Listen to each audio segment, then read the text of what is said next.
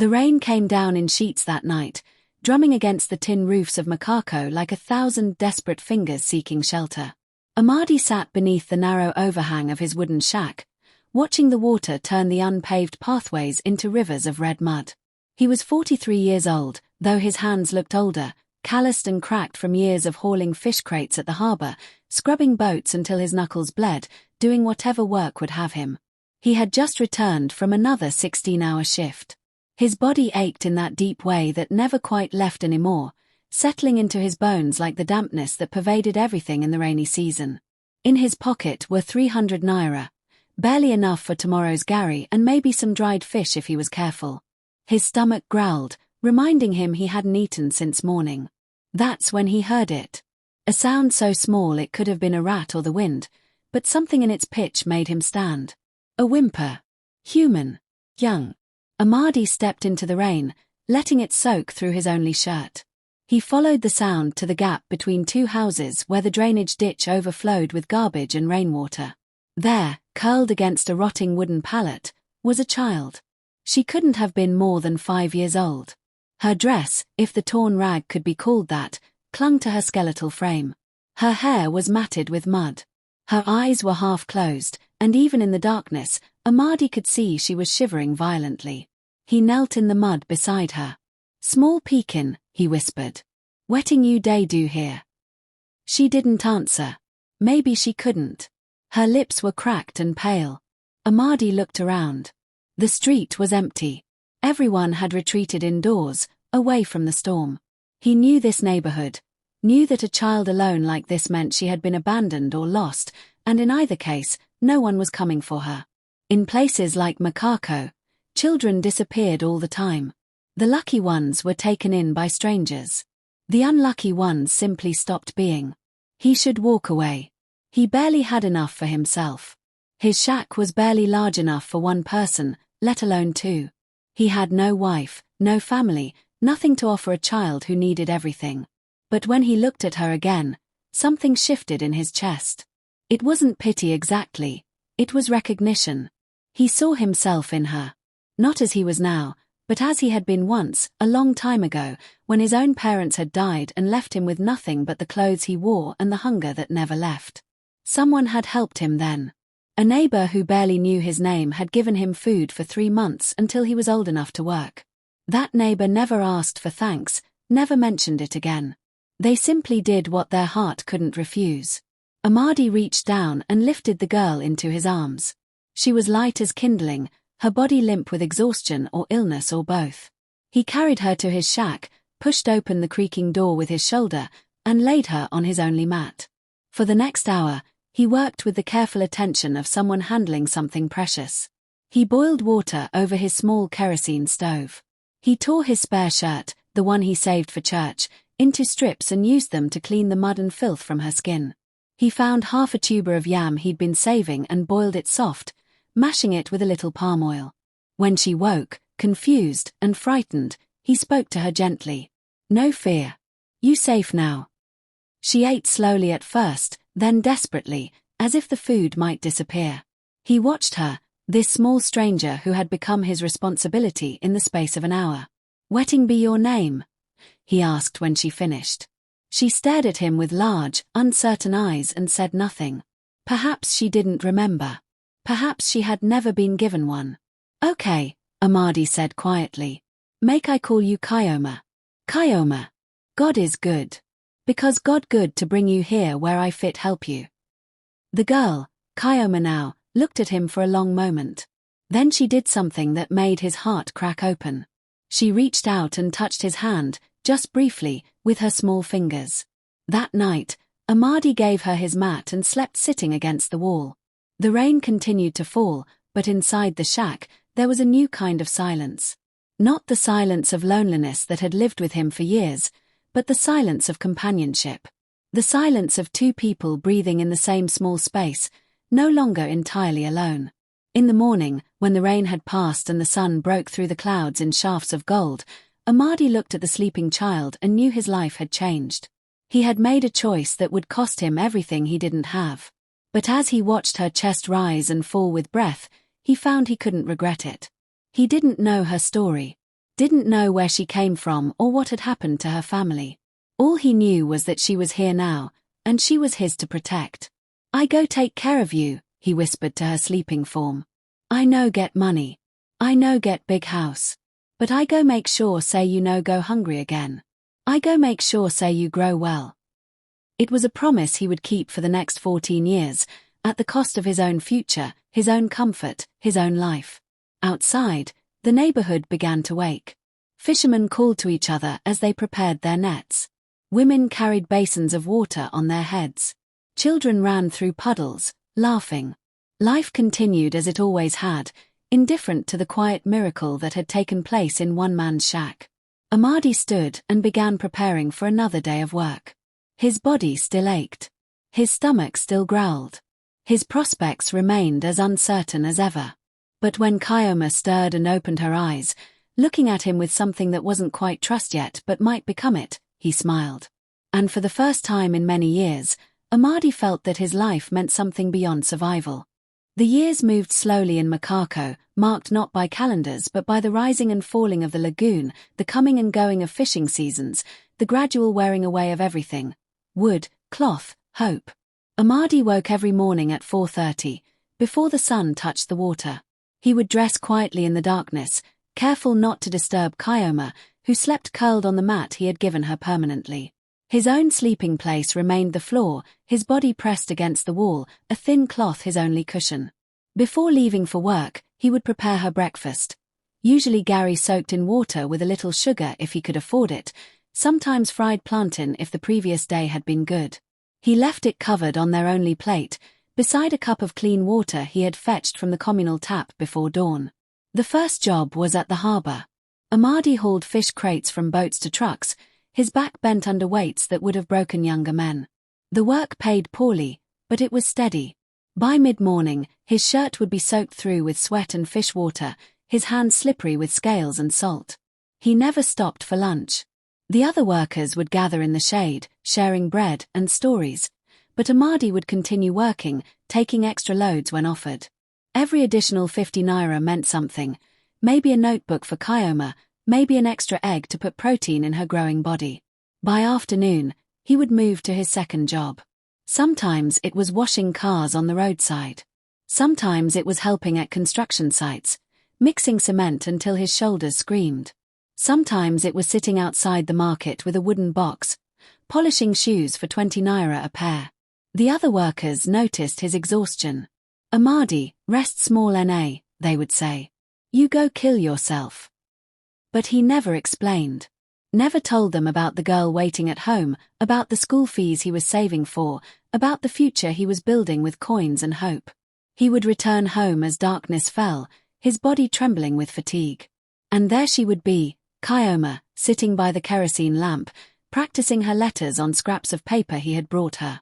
When she was younger, she would run to him, wrapping her thin arms around his waist.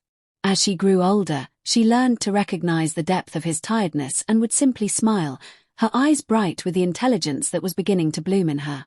"Uncle Amadi, I learn new thing today," she would say, showing him words she had copied from a neighbor's old textbook.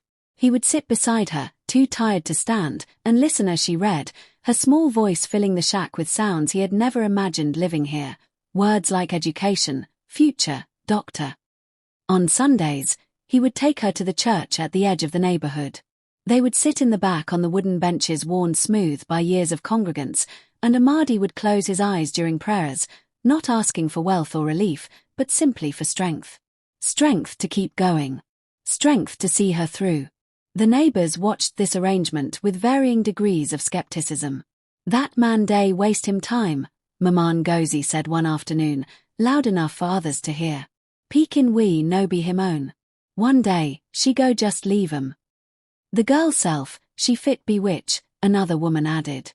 "Who know wetting make them throw her away?" But there were kinder voices too. Baba Tunde, the old carpenter, would sometimes leave offcuts of wood by Amadi's door, useful for repairs. Sister Mary from the church brought Kyoma a dress one Christmas. Used but clean, the first proper clothing the girl had ever owned. Amadi never defended himself against the whispers. He simply continued, day after day, year after year. When Kyoma turned 7, he enrolled her in the local primary school. The fees were small, but for Amadi they required 3 months of saving. He paid in wrinkled bills, counted out carefully by the headmaster who looked at him with something between pity and respect. Kyoma thrived. Her teachers noticed immediately. She learned faster than the other children, asked questions that showed a mind hungry for understanding. She would come home and tell Amadi about photosynthesis, about the water cycle, about fractions and multiplication, and he would nod, understanding little but proud of everything. As she grew, so did the costs. Books, uniforms, exam fees. Each new requirement meant Amadi taking on additional work, sleeping less, eating less. His body began to thin. The muscles that had once been solid from labor became stringy and worn. His face developed lines that aged him beyond his years. But Kyoma was growing beautiful.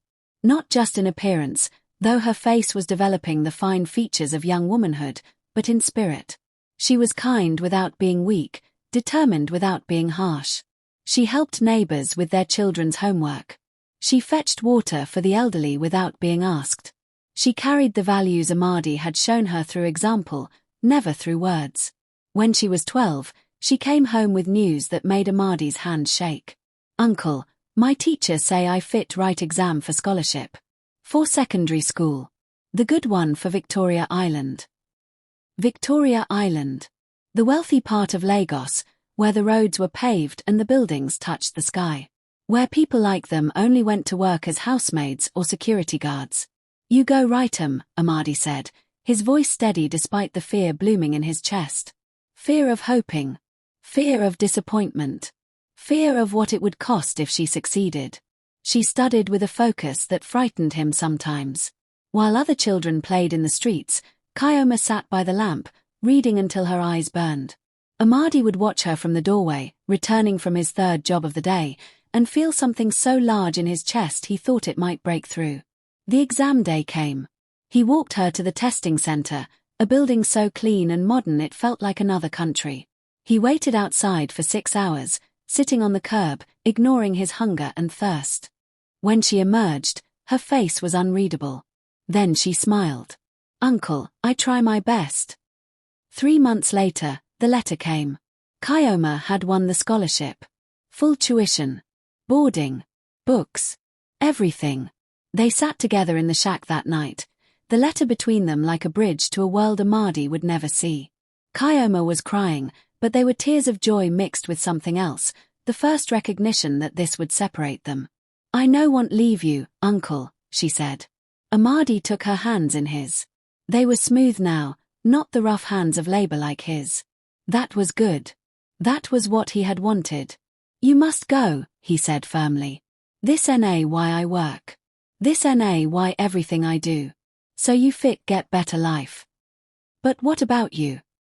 He smiled, though it cost him. "Me I go day fine. You no worry about old man like me. You go, you learn, you make something of yourself. That one na the only payment I need." He never told her about the debts he had taken on to supplement the scholarship costs, the uniform, the luggage, the travel money. He never told her about the extra shifts he had arranged, or how he had sold the small radio that had been his only companion for years. The night before she left, they sat together on the small stoop outside his shack. The neighborhood was quiet except for the distant sound of waves against the shore and the occasional bark of a dog. "Uncle Amadi," Kyoma said softly, "I go make you proud. I promise." "You done make me proud already," he replied. "From the day I find you, you been give my life meaning." She leaned her head against his shoulder, and they sat like that until the stars began to fade and morning approached, a father and daughter in everything but blood, on the edge of a goodbye that would change everything. In the morning, he walked her to the bus station. He carried her small bag, packed with everything she owned, which wasn't much. At the bus door, she hugged him tightly, and he felt her tears against his neck. "Go well, my daughter," he whispered. "And no look back. Only forward. Always forward." She climbed onto the bus. He stood on the dusty roadside and watched until it disappeared into the Lagos traffic, carrying her toward a future he had built with his bare hands and empty stomach. Then Amadi turned and walked back to Makako, to his shack that would feel emptier than it ever had before, to the jobs that would continue to grind him down, to the life he had chosen the night he chose her. And he was grateful. Don't miss more heartbreaking stories like this. Subscribe to AfriTales By Annabelle and turn on notifications for your next emotional journey. The shack felt wrong without her. Amadi would wake in the darkness and, for a moment, forget. His hand would reach out instinctively, expecting to find her sleeping form on the mat. Then memory would return, and with it, the hollow ache that had become his constant companion. She had been gone for 3 weeks. He tried to maintain his routines, wake before dawn, work until dusk, return to the shack, sleep. But the rhythms felt mechanical now, drained of purpose. The meals he prepared were smaller, joyless. Why cook properly when there was no one to share it with? Why light the lamp when there were no homework pages to illuminate? The first letter arrived on a Saturday. A neighborhood boy brought it, delivered through the church since Amadi had no proper address. The envelope was clean and white, so out of place in his calloused hands that he was afraid to open it. He sat on his stoop and stared at it for several minutes before carefully tearing it open. Dear Uncle Amadi, I am writing to tell you about my new school. It is so big, Uncle. The classrooms have real desks and the blackboards are green and smooth. We have books, so many books. They gave me 6 textbooks and I am allowed to keep them in my locker. The other girls here are different from home. They speak English all the time, even when teachers are not around. Their parents drive cars to visit them on weekends. But I am learning. My teachers say I am doing well in mathematics and English. I miss you, Uncle. I miss our shack. I miss the way you would listen to me practice my reading even when you were so tired. Are you eating well? Please eat well. I will make you proud. Your Kayoma. Amadi read the letter 4 times. Then he folded it carefully and placed it in the small metal box where he kept his important papers, his late parents' marriage certificate, his baptism card, and now this. He began working harder. The scholarship covered tuition and boarding, but there were always additional costs. Field trip fees. Science lab materials. A proper school bag when hers tore. Money for the inter-house sports competition. Each request came in her letters, always apologetic, always reluctant. Uncle, I am sorry to ask, but we need to pay 500 naira for the biology excursion. If it is too much, I can tell teacher I cannot go. It was never too much. Amadi would find the money somehow. He began waking at 3 in the morning to help fishermen prepare their nets before his regular shift began. He took a 3rd job on Sunday afternoons, when he should have been resting, sorting bottles at a recycling depot. His hands developed new scars. His cough, which had been occasional, became constant. Amadi, you know day well, Baba Tunde said one afternoon, watching him struggle to lift a crate. You need see doctor. I day fine, Amadi insisted, though blood had appeared in his phlegm that morning. Doctors cost money. Money meant less for Kayoma's needs. The letters continued to arrive, each one a window into a world expanding beyond his imagination. She wrote about science fairs and debate competitions. About a teacher who said she was bright enough for university. About dreams of becoming a doctor, an engineer, a lawyer. The ambitions shifted, but the hunger for knowledge remained constant. And in every letter, she asked about him. Was he well? Was he eating? Did he need anything? He always replied with the same reassurances, written in his careful, unpracticed handwriting. I day fine. No worry about me. Just face your studies. Make we proud. 4 years passed this way. Kayoma came home twice a year during long holidays. Each time, Amadi was shocked by how much she had changed. She grew taller, her voice more refined, her English more polished. She would sit with him in the evenings and tell him about organic chemistry and trigonometry, about Shakespeare and African literature, and though he understood little, he listened to every word as if it were sacred scripture. But he could also see her beginning to notice things. The way she looked at the shack now, as if seeing it clearly for the first time, the holes in the roof, the floor that had never been level, the way everything smelled of mildew and poverty. The way she looked at him, too, with new concern in her eyes. Uncle, you are thinner, she said during one visit. Are you sick? No, no. I just day work hard. You know say work fit make person thin. She didn't look convinced, but she was 15 and still trusted that adults told the truth about important things. When she was 16, she scored the highest marks in her school's exams. The letter that came was from the principal himself, explaining that Kioma qualified for university scholarships, that she had potential for greatness, that she should apply to the best schools. Amadi read it 3 times, then walked to the church and sat in the empty building for an hour. He wasn't praying exactly. He was just sitting with the weight of what was coming. University would take her even further away. She would meet people who could give her opportunities he couldn't imagine. She would live in a world where people like him didn't exist except as invisible labor, the security guard, the cleaner, the help. And that was exactly what he wanted. That evening, he told her, "You must apply for those universities. The best ones. No settle for small thing." "But uncle, even with scholarship, there will be costs. Maybe I should." "No maybe," he interrupted. "This ain't your chance. We go find the money." Finding the money meant he took loans from a local moneylender at interest rates that would drown most men. It meant he moved to an even smaller shack to save 50 naira a week on rent. It meant he stopped eating meat entirely, surviving on gari and water most days. His body began to fail in small ways. His vision blurred. His joints swelled. The cough that had been persistent became debilitating. But he hid it all, the way he had learned to hide every hardship, every sacrifice. On the day Kioma left for university, the prestigious University of Lagos, where she had won a partial scholarship to study medicine, Amadi stood at the motor park in his cleanest clothes, which were still shabby and worn. She was 19 now, poised and beautiful, her face glowing with nervous excitement. "Uncle, I will send money when I can," she said. "From work study, from anything I can do." "No," he said firmly. "You keep your money. Buy books. Buy what you need. I manage well." "But uncle." "Kioma." He took her hands. "Listen to me well. I no do this because I want something back. I do 'em because when I find you that night for rain, something tell me say this ain't my purpose. To make sure say you no suffer like me. To make sure say you get chance I never get. You understand?" Tears filled her eyes. "I understand, uncle." "Good. Now go. Go become that doctor you talk about. Go heal people. Go make difference for this world." He paused, his voice becoming softer. "And if life ever hard, if you ever tire, remember say one man believe in you even when you be small peak in nobody want. Make that give you strength." She hugged him for a long time. He felt how strong she had become, how solid, how full of life. Everything he was losing, she was gaining. It was the most beautiful arithmetic he had ever known.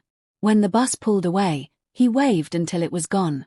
Then he stood there for a long time, watching the space where it had been, feeling the weight of the silence that would now fill his days. An old woman selling oranges nearby looked at him with knowing eyes. "Na your daughter?"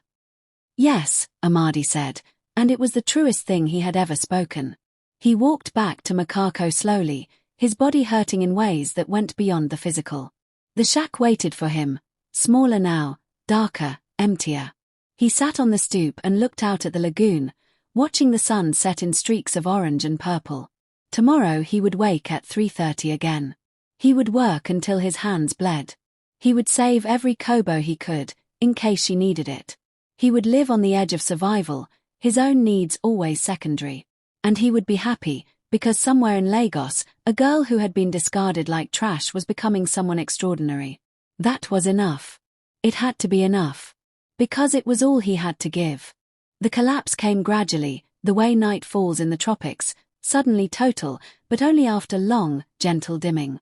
In the first year after Kioma left for university, Amadi maintained his routines.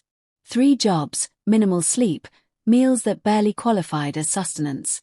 He sent her small amounts of money when he could, lying in his letters that business was good, that he was well. Her letters came less frequently now.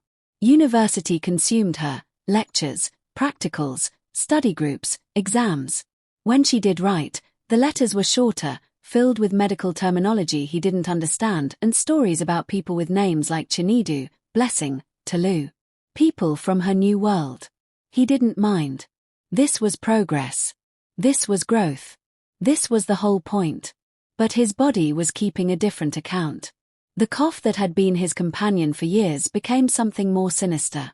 He began waking in the night, gasping for air, his chest tight as if bound with rope. He ignored it the way he had learned to ignore everything that threatened his ability to work. Then came the morning he couldn't stand. He had woken at his usual 3:30, prepared to dress for the harbour work, but when he tried to rise, his legs wouldn't cooperate. The room spun.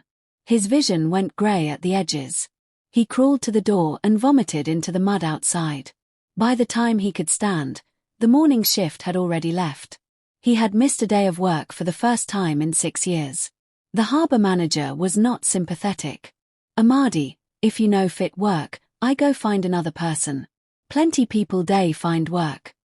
"I fit work," Amadi insisted. "Just give me chance. Yesterday na small sickness.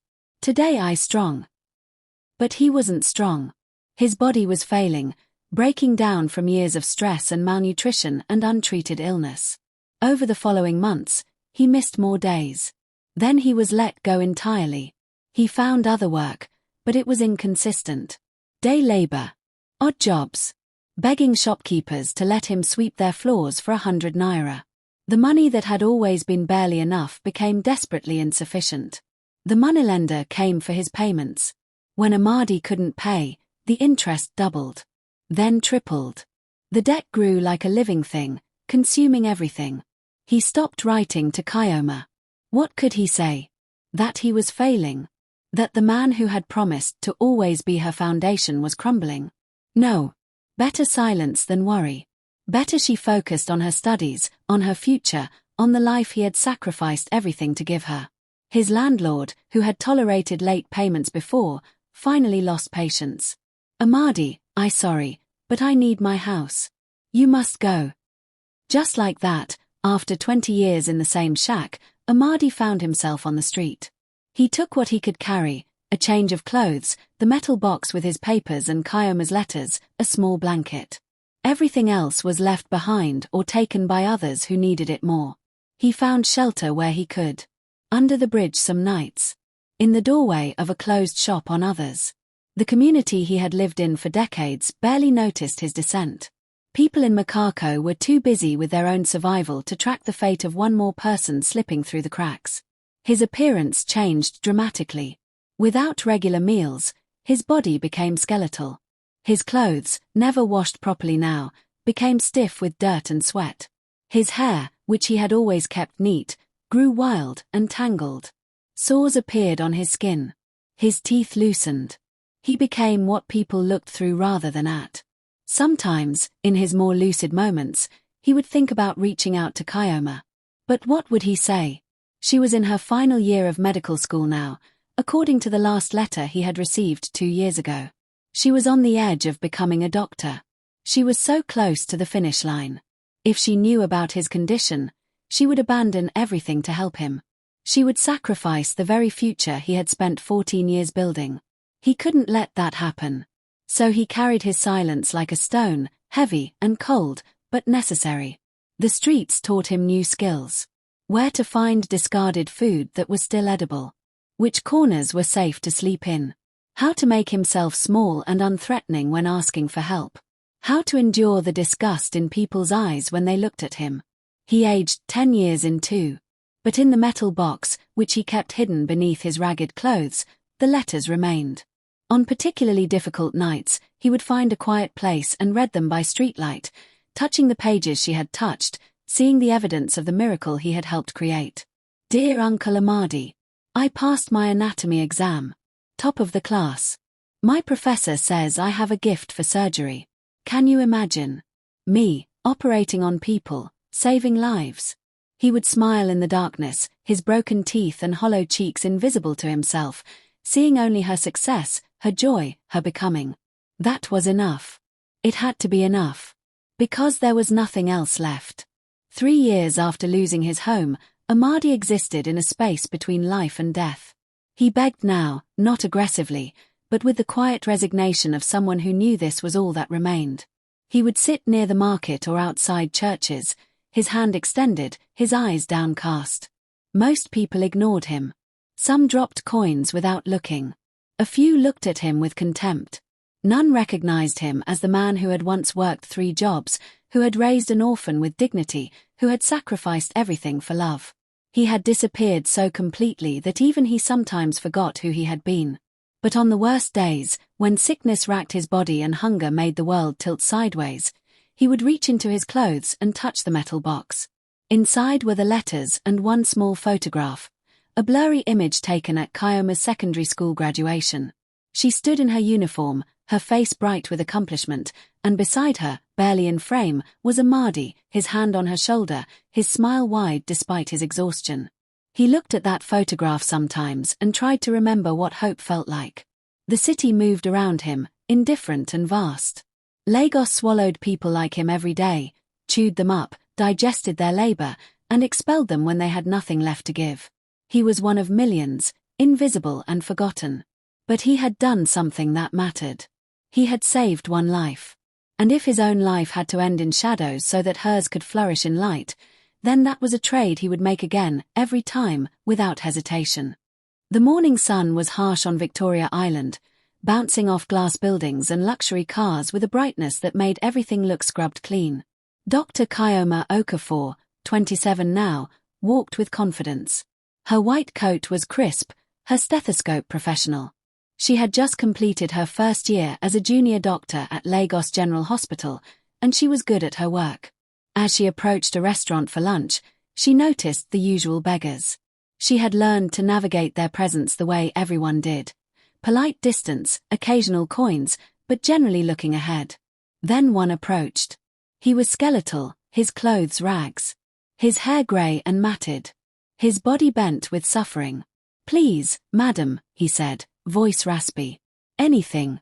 I never eat since yesterday." His hand extended, shaking. The nails broken and black. Kyoma paused. Something about him registered differently. She reached into her purse and pulled out 500 naira. "Take," she said, placing it in his hand without touching his skin. "God bless you, madam," he whispered. "God bless you plenty." She nodded and walked away, her mind already moving forward. Behind her, Amadi stood holding the money, trembling. He had recognized her instantly. 14 years since he'd seen her, but he would know her anywhere. She had become everything he dreamed she could be. And she had looked at him and seen nothing but a beggar. He wanted to call out, "Kyoma! I am Amadi. I raised you." But the words wouldn't come. What would it accomplish? She was Dr. Kyoma Okafor now. She had important work, lives to save, a future that stretched bright before her. He had raised her so she would never beg. How could he ask her to sacrifice what he had spent his life building? So he said nothing. He watched her walk away, her white coat bright in the sunlight, and he let her go. His daughter, who didn't know him anymore. 3 days later, he died under a bridge, the 500 naira still in his pocket, saved for an emergency that never came. 2 weeks after that encounter, Dr. Kyoma Okafor sat in her apartment, staring at an old metal box. A police officer had delivered it. Found among the possessions of an unidentified man who died on the streets. Inside was a name, Amadi Okonkwo, and her address. "He had your name in letters," the officer said. "Many letters." Inside were 14 years of her life. Every letter she'd ever sent, carefully preserved. Her school reports. A photograph from her graduation. A newspaper clipping of her university award. A notebook in his handwriting, accounts of every naira earned and spent, one column labeled Kyoma's future. She read through the night, tears streaming, as the full weight settled over her. At dawn, she went to the morgue. The man on the table was unrecognizable, skeletal, destroyed by disease. But in the structure of his face, she could see him. The man who had dried her tears. Who had walked her to school. Who had sat with her in lamplight, listening to her read. "When?" she asked. 3 days ago. Respiratory failure. Found near a market in Victoria Island. The memory hit like a blow. The beggar outside the restaurant. 3 days ago. The old man with clear eyes. It had been him. She had looked directly at him, spoken to him, given him money, and walked away. She ran from the morgue, searching the streets desperately. An old woman remembered him. Very quiet. Never trouble anybody. That evening, she sat with the metal box, reading her own letters.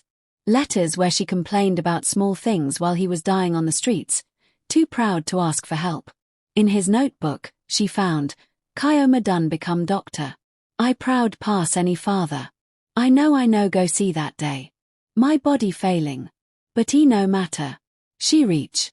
That my legacy. He had known he was dying. Had chosen to die alone rather than interrupt her success. The funeral was small. A few neighbors. The priest who had baptized her. She stood at his grave long after the others left. I'm sorry, she whispered. I'm sorry I didn't recognize you. But apologies meant nothing to the dead. She had given him 500 naira. He had given her everything. In the months that followed, she established a foundation in his name. Free clinics. Scholarships for orphaned children. Good work. But it didn't fill the hole. On the anniversary of his death, she returned to his grave with a proper headstone.